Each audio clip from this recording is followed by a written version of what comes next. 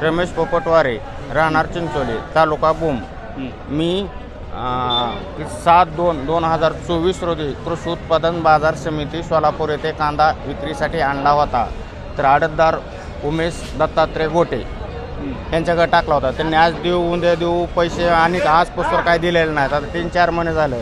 तर मी 20/4/2024 रोजी Siddheshwar market yard Solapur सचिव साहेब सूर्यवंशी यांना अर्जसुद्धा केला होता. हे अर्ज केला होता ही माझ्या कांद्याची पट्टी त्यांना त्याकडून वसूल करावा. तर त्यांनी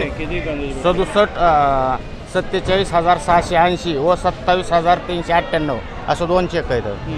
तर त्यांनी आजपर्यंत काय पट्टी दिलेली नाही. आज देऊत उद्या देऊत, आज देऊत उद्या देऊत केलेलं आहे. आजपासून आमच्या गावातले नाण्यामंत्री 20 ते 25 लाख रुपये येणे त्याच्याकडून.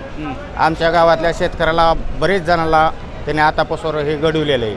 तर हे कृषी उत्पादन बाजार समिती काय दखल काय घ्यायना आहे त्यांच्यावर. काय म्हणतात